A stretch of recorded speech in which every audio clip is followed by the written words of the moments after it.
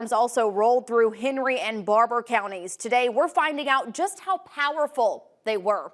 News 4's Will Polston is in Henry County with the latest. National Weather Service crews from both Birmingham and Tallahassee were in Henry County and Barbour County today looking for damages from the storms Sunday morning.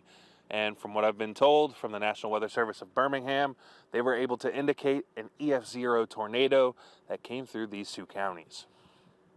The surveying teams found damage consistent with an EF0 tornado. Reported damages began along County Road 76 and moved northeast into Barbour County.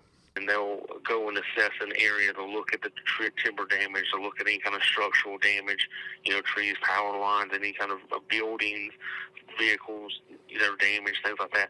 And that all of that gives them a good idea of how strong the winds were. According to the EF scale, EF0 wind speeds max out at 85 miles an hour. Though it may not be as strong, it can still cause damages.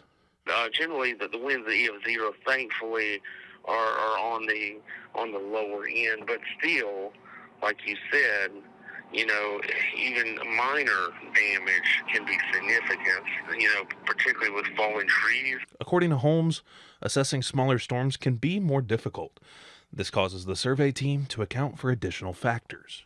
We're looking at the construction quality, and we're also looking at, obviously if you have a structure that fails, but all around it, everything else is fine, that also is kind of a clue there that something's not right. So we try to assess the whole general area as a whole.